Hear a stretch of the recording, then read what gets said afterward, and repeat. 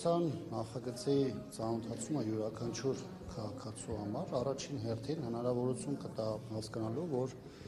փորձ է արվում խորհրդանում հայտարարությունների միջոցով, ընդ որում բավականին պրագմատիկ եւ ռացիոնալ քննարկումների արդյունքում բերել ընդհանուր կետի, որտեղ պետության միջամտությունը այնտեղ, որտեղ հակաօրինական է եւ հակականոնական է, պարզապես սահմանը կդրվի եւ բնականաբար անկախ գործընթացներից թե ինչ կունենա մեր երկրում հնարավորություն կտա եկեղեցի պետություն հարաբերությունները առաջ մղել սահմանադրությամբ ամրագրված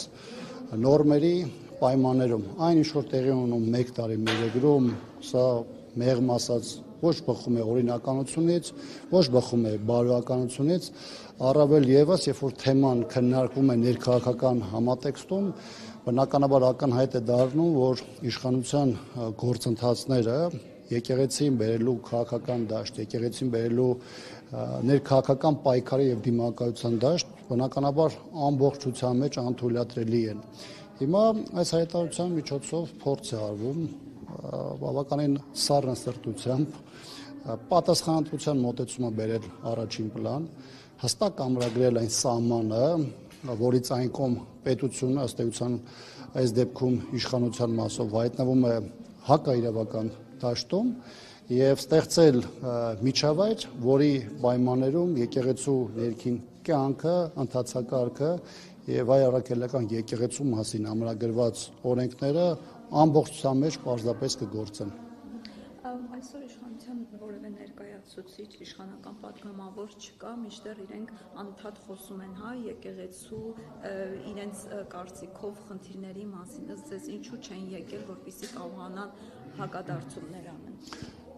Իրավական այն քննարկումը, որը այսօր ծավալվել է, բնականաբար այդ քննարկման տիրույթում որևէ գործիչ իշխանության տեսակետը ներկայացնող չի կարող պարզապես ունենալ հիմնավորում եւ փաստարկներ եւ բնականաբար իրենց ներկայությունը խորհրդանում այս տեսանկյունից այդպիսի որոշումով էլ ամփոփվել է։ Եթե նկատել եք հիմնական բանախոսները, ովքեր ներկայացնում են թեմայի հետ կապված իրենց դիրքորոշումները, հիմնական մասնագիտական շրջանակներն են, որովհետեւ հենց ինքը լսումները մասնավորապես իրականացում է թեմայի իրավական հենքով, իսկ այստեղ իշխանությունը բնականաբար որևէ ասելիք չունի։ Իշխանության բոլոր գործողությունները հետապնդել են ներքաղաքական, այսպես ասած, հենք եւ իշխանության մոտեցումները որևէ ձևով չեն տեղավորում օրենքի, իրավականության կամ սահմանադրության շրջանակներում։ Պարոն Աբրամյան, նաև Հանրապետական կուսակցությունը հայտնեց, որ անմիջական մասնակցություն չի ունենալու ընտրություններին, սա ինչ է ենթադրում աջակցություն է հայտնվելու արդյոք եւ ինչու նման որոշման եկաք։ Տեղյակ եք, որ հունվար ամսից սկսված կուսակցության ղեկավար մարմինը քննարկումներ էր իրականացնում ընտրությունների համատեքստում։ Բնականաբար մեր համար այս ընտրությունների հետ կապված որոշումը շատ ավելի լայն կոնտեքստում էր դիտարկվում, սա ոչ միայն նեղ կուսակցական օրակարգի մաս էր կազմում, այլ քննարկում էր թեմայի շատ ավելի լայն էլեմենտներով, մասնավորապես հանրապետականի տեղը, դերը, հնարավոր մասնակցությամբ, չմասնակցությամբ ամենակարևոր նպատակին իշխանափոխությանը հասնելու համատեքստում Այս տեսանկյունից նույնիսկ այն պարագան, երբ որ ինքը հանրապետականը որոշում է չմասնակցել ընտրություններին, դա որևէ պայմաններում չի նշանակում ձեռքերը ծալել, նստել, սպասել, թե իրադարձությունները ինչպես են զարգանալու, բայց սրա հետ կապված մեր հիմնական ասելիքը համագումար ինքը հնչի,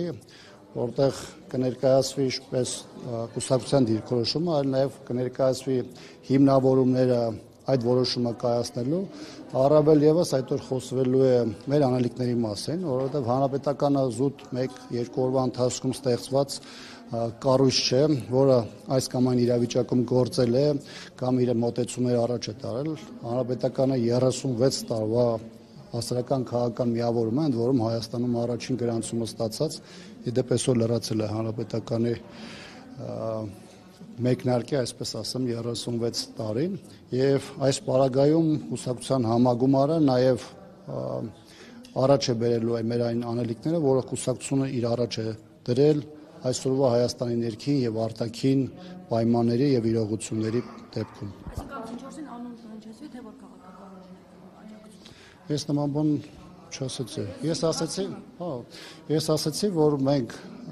շատ ավելի լայն կոնտեքստում կներկայացնենք մեր մոտեցումները եւ այդ որոշման եւ մեր հետագա անելիքների մասին, այդ թվում որպես կուսակցություն։ Պարոն Աբրահամյան, եթե կարելի է անդրադառնանք նաև Քարորիա պատերազմի 2016 թվականի այսօր 10-րդ տարելիցն է։ Պարոն Աբրահամյան, շատ է դա շահարկվում, որ այդտեղ հայկական կողմը պարտվել է, դա հաղթանակ չէր, դրան էլ հետևեց արդեն 44-օրյա պատերազմը։ Ձեր դիտարկումները սրա հետ կապված, արդյոք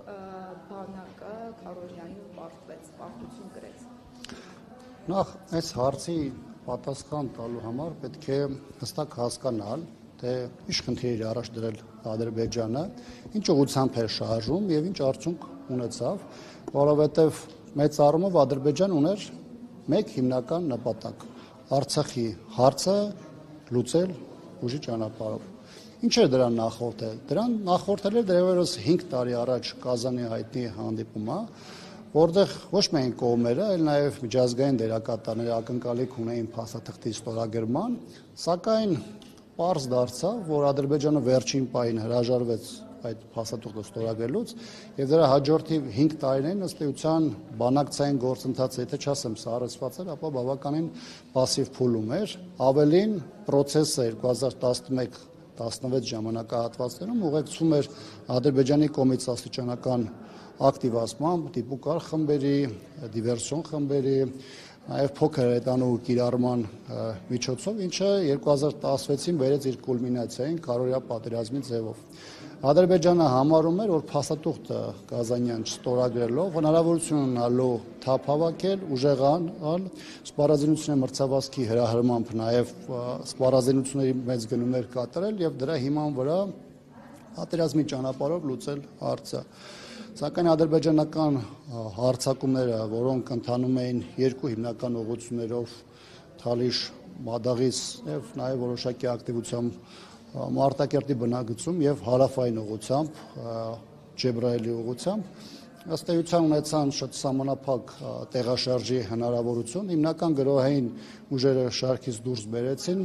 իսկ կենտրոնական ուղղությամբ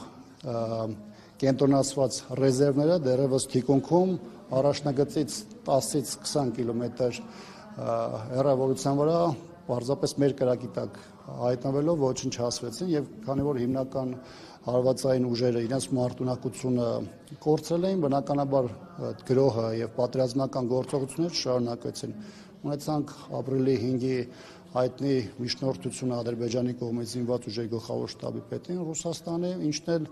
իր հերթին բերեց հրադադարի ապահովմանը։ Այսինքն ես շատ մանրամասն նաեւ փորձում եմ համ ներկայացնել եւ նաեւ այն մարդկանց, ովքեր չեն հիշում կամ միգուցե իրավիճակը հատվածական են տեսնում, հնարավորություն տալու գնահատելու, թե հայկական զինուժին ինչ մարտահրավեր է այդ պահին առաջ քաշվել եւ հայկական զինուժը ինչ խնդիր է լուծել։ Հայկական բանակը որևէ պայմաններում թույլ չի տվել հակառակորդին խնդիրը ռազմական ուժով լուծելու, ել չեմ խոսում որևէ ձևով ռազմավարական կամ մարտավարական առավելություն ստանալու համար։ Ըստ այդմ պաշտպանության բանակի գործողությունները բնականաբար ես համարում եմ հաջողված։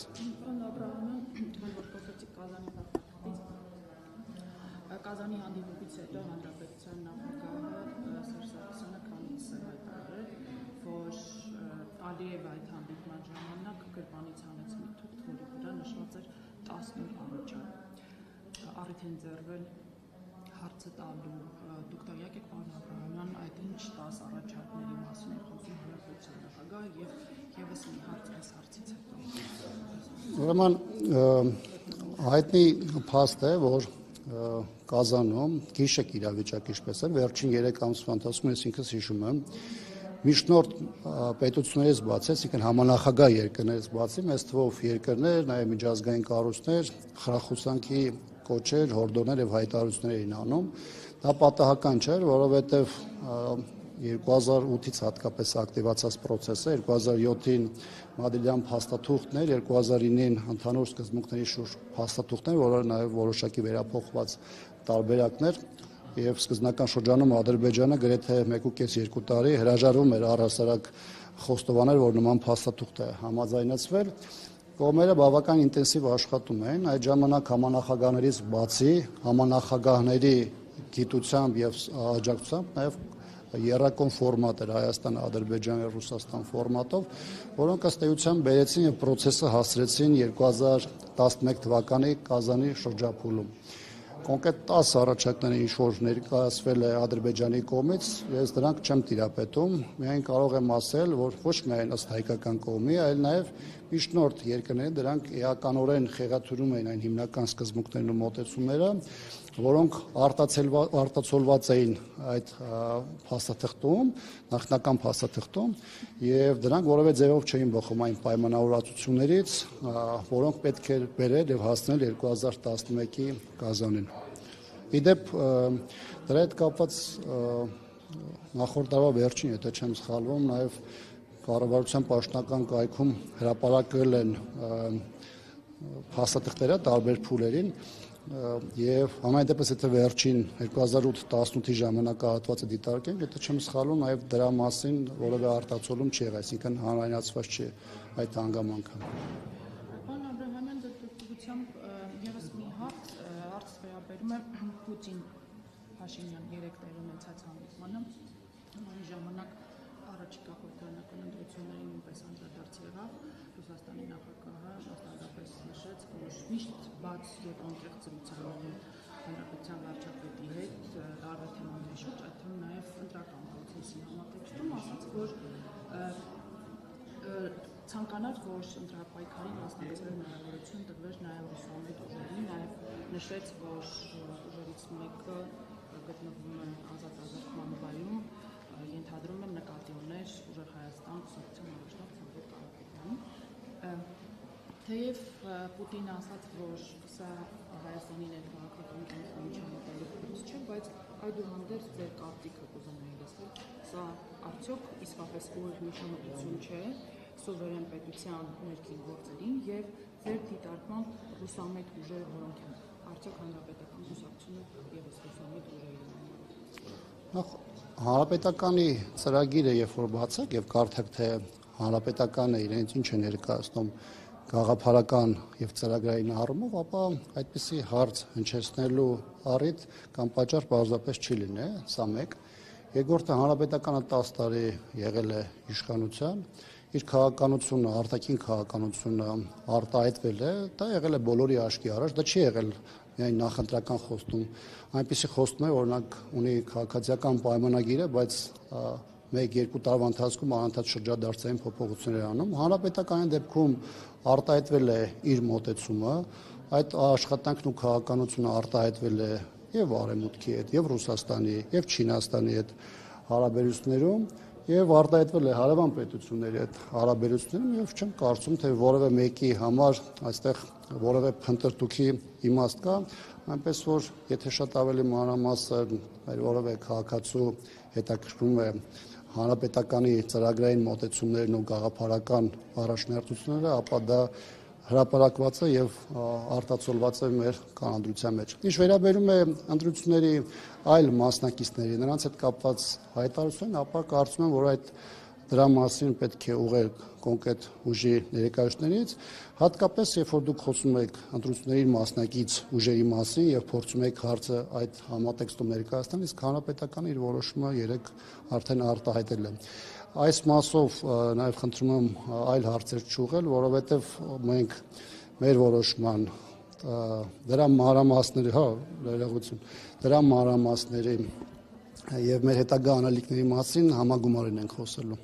Ինչ վերաբերում է երկրորդ հարցին, սա արդյոք միջամտություն չէ Հայաստանի ներքին գործերին, որ մեկ պետության ղեկավարը խոսում է մեկ այլ պետության ներքաղաքական process-ի մասին եւ ասում է լավ կլինի, որ այս հուսամետ ուժերը նույնպես մասնակցեն։ Եթե երկու երկրների ղեկավարներ հանդիպում են, համարում են, որ իրենց մեջ անկեղծ զրույց է տեղի ունենում, յուրաքանչյուրը ունի իր մտահոգությունը, որը երկուստեք արտահայտվում է, եւ դրանից հետո չեմ լսել կողմերի կողմից, այդ թվում նաև Նիկոլ Փաշինյանի կողմից հայտարարություն առային, որ դա մեր երկրի ներքին գործերի միջամտություն է եղել, ինչ վերաբերում է առհասարակ Ռուսաստանին, արևմտյան որևէ երկրի կամ ցանկացած երկրի Հայաստանի Հանրապետությունում որևէ ձևով ներկայություն կամ միջամտություն ունենալով, ապա ես չունեմ շատ ավելի մեծ բան ասելու, քան այն է, ինչը սահմանում են Հայաստանի օրենքներն ու սահմանադրությունը, եւ այդ տեսանկյունից պետք է գնահատել Ռուսաստանի ղեկավարի հայտարարությունները, Արևմուտքի միջազգային տարբեր կառույցների մասնակցության կամ ակտիվության գործոնը, դրանք տեղավորվում են Հայաստանի օրենքների եւ սահմանության մեջ, թե չէ։ Ամեն դեպքում արևմտյան որևէ երկրի ղեկավարի կողմից այդպիսի կոչ հորդոր խնդրանք ուղերձ չենք տեսել, որ լավ կլիներ, որ արևմտամետ կամ չգիտեմ, ինչամետ այս ուժը մասնակցեր։ Գիտեք, պետք չէ ամեն ինչ մենակ բառացի ընդունել, օրինակ միջազգային տարբեր կառույցների ներկայացուցիչներ, նաև արևմտյան երկրների ներկայացուցիչներ խոսում են այն մասին, որ իրանք պատրաստ են միջամտություն ունենալ Հայաստանում ընտրական process-ներին, այսպես ասած Հայաստանին պաշտպանելու հիբրիդային պատերազմից կամ այլ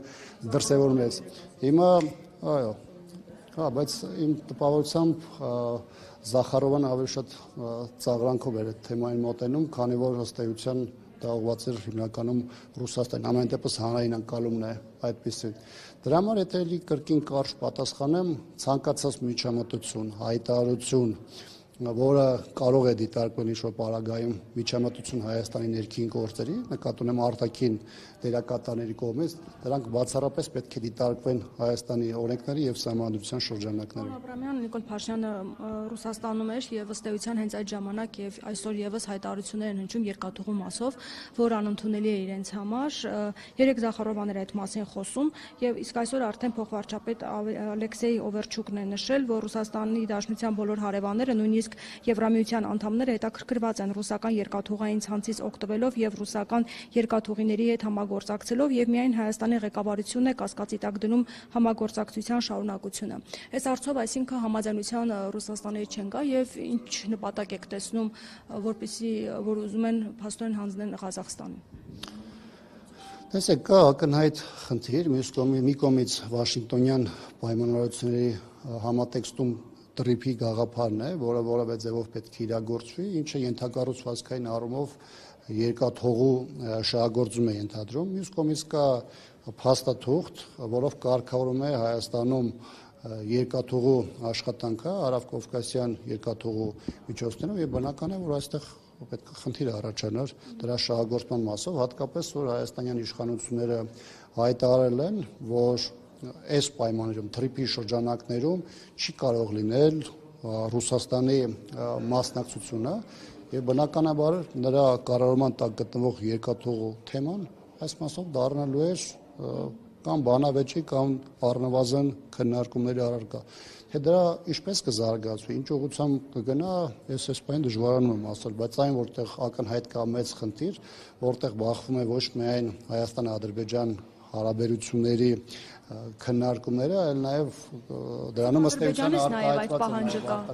նաև աշխարհաքաղաքական գործոնը, բնական է, որ դա այդ process-ը դեռևս երկար շարունակվելու։ Ադրբեջանից անգամ այդ կարծում եք նման պահանջ ներկայացվել է։ Ադրբեջանի կողմից նման պահանջի մասին իհարկե չեմ կարող ասել, բայց դրա մասին հրապարակային խոսում են Ռուսաստանից, Հայաստանի իշխանությունները դիրքորոշումը ներկայացրել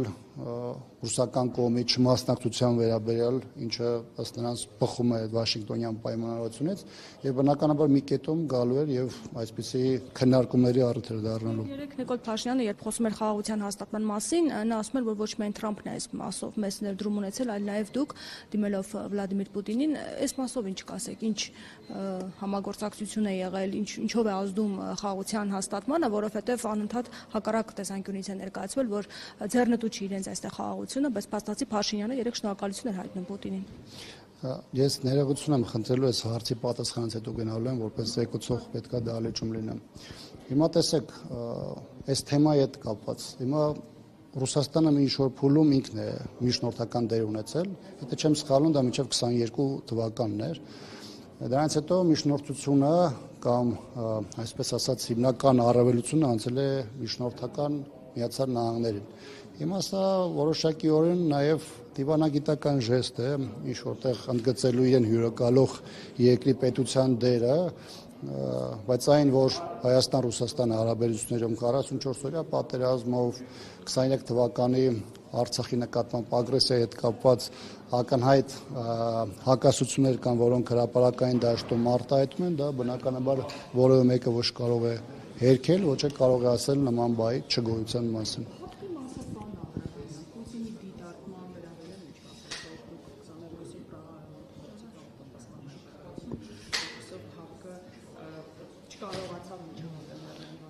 Ես կարծում եմ թեման